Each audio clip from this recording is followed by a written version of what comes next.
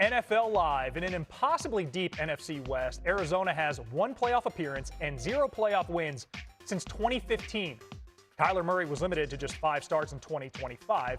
Cardinals GM Monty Ossenfort talked about the team's plan under center. I'd say all options are on the table for us, okay?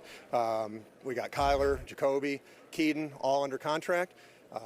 As it pertains to that position, as it pertains to every position on our team, I think those discussions go on daily. I've always had a good dialogue with Kyler, and I'd say it wasn't up to what Kyler wanted. It wasn't up to what any of us wanted as a season as a whole. And so when you had the kind of year that we had, there's a lot of room for improvement. After those comments, our Josh Weinfuss reporting this. A source said Kyler Murray and Cardinals GM Monty Ossenfort haven't talked this offseason, refuting what Ossenfort said earlier at this Combine press conference. Murray's off a career-low 47 QBR in just 5 games played last season. Let's get the boys back in. Graz, start with you. Ossenfort also said internal discussions are happening daily in Glendale. When does this team need to make a decision on Kyler's future? Sometime within the next 16 days, because he's already guaranteed $36.8 million this year. But if he's still on the roster on the 3rd day of the league year, which is March 14th, then $19.5 million of his 2027 salary becomes fully guaranteed. And if you aren't sure about this guy as the quarterback of your future, you certainly don't want to be committing money beyond this year if you don't have to. So the Cardinals, they hope to be able to trade him. They probably would have to pay a chunk of the salary in order to get a deal done. But if they can't, I think the odds are that he gets released by that 3rd day of the league year. Yeah, it's a good assumption. And Mike LaFleur comes in, coach. He's been saying all the right things, too, saying he's open to all the possibilities and obviously open dialogue on Kyler. Truth of the matter is, here's where, Monty Ossenfort needs to make his money as a general manager. Can you land this plane? Can you get something for Kyler Murray? Because I don't think Michael Bidwill is spending $40 million and eating $40 million to see him play elsewhere after the start of the league new year. Dan's got the numbers right. He's got the timing right.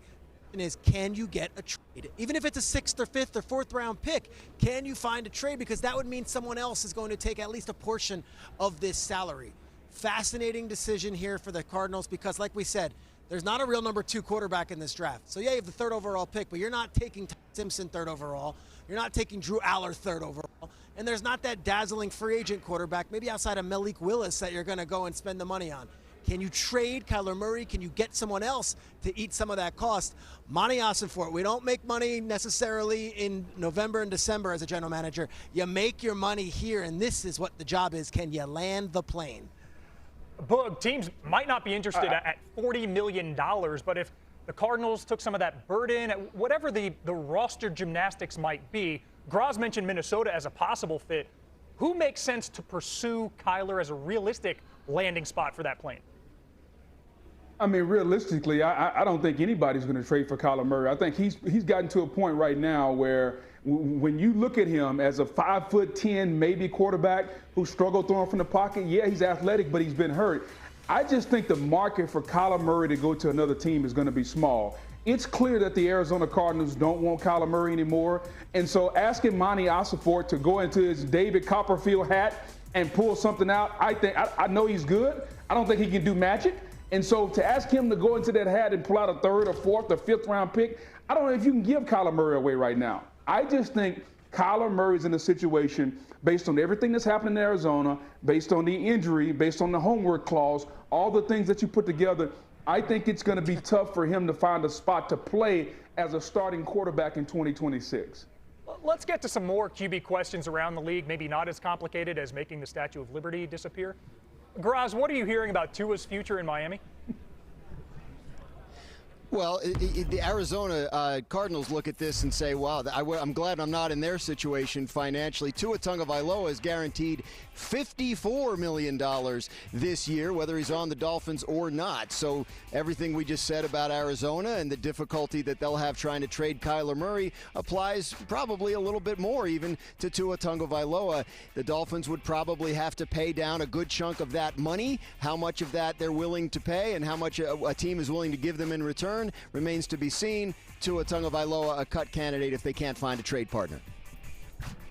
And it's amazing. We continue to ask teams to help us with our mistakes. Arizona and Miami clearly made a mistake with Kyler Murray and Tua giving them these long-term deals. But we're asking, hey, will you come help me? I'll pay you to take this mistake away from me.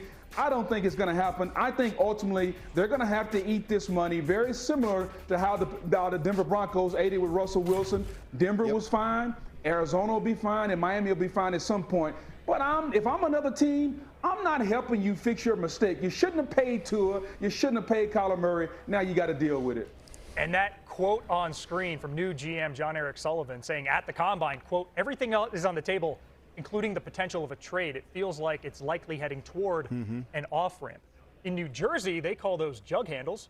Graz, let's go to Florham Park. What are you hearing about the Jets' QB plans?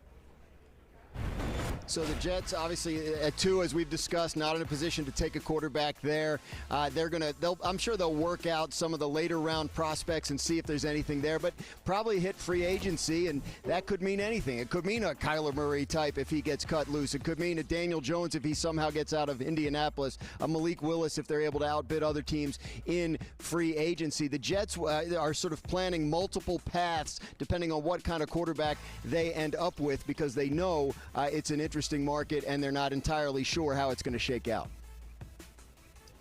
I know a lot of Jet fans are watching and they're throwing their up saying, really? We have the number 2 overall pick and there's not a quarterback for us? It's true. There's not.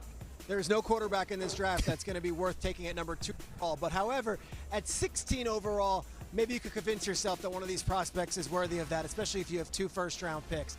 Truth of the matter is this: Justin Fields under center for under contract for at least another year.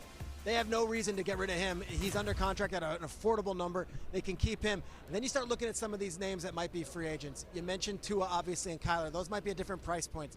Kenny Pickett, I know, Jets fans, I get it. Kenny Pickett, Geno Smith might be a free agent. He might be available for like a homecoming of some sort. Jimmy Garoppolo, I know. These are not necessarily quarterbacks you're going to be doing flips over. But when you have all these draft picks, you have such a young roster, these are the realistic names that might be taking snaps under center for the Jets this season. Hey, we just saw Sam Darnold resurrect his career in Seattle. A similar uptick from one of those guys you mentioned. And let's go from Aaron Rodgers' former team to his most recent one, maybe his one for 2026. 42-year-old Rodgers, an unrestricted free agent after 1 season in Pittsburgh. So, Graz, what are the Steelers' plans?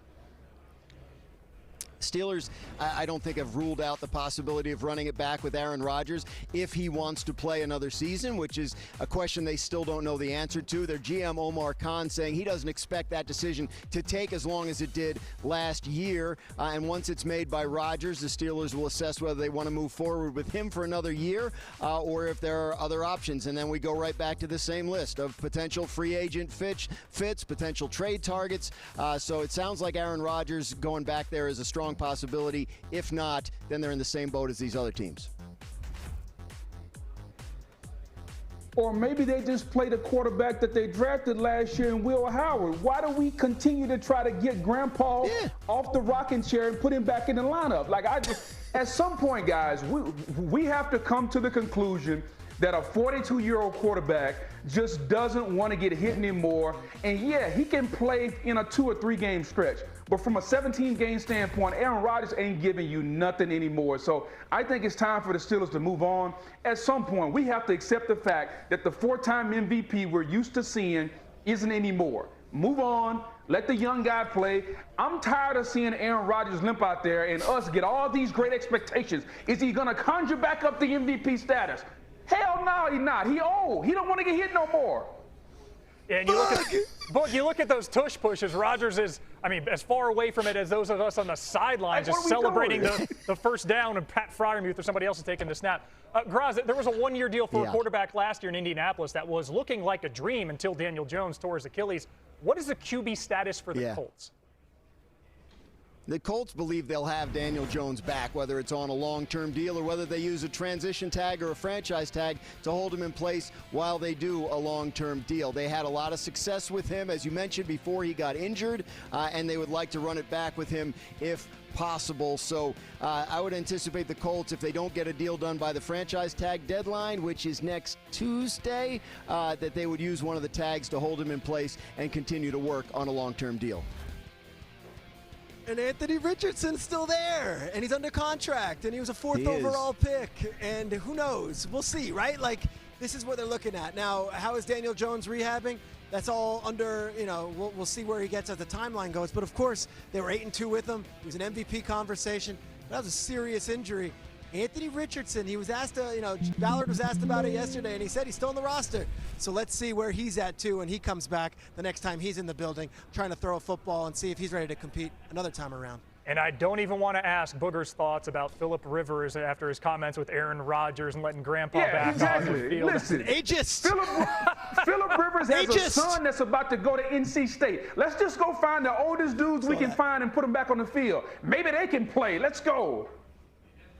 I've seen John Elway at games looking like he can still sling it. Let's keep it going. There you go. Man. Hey,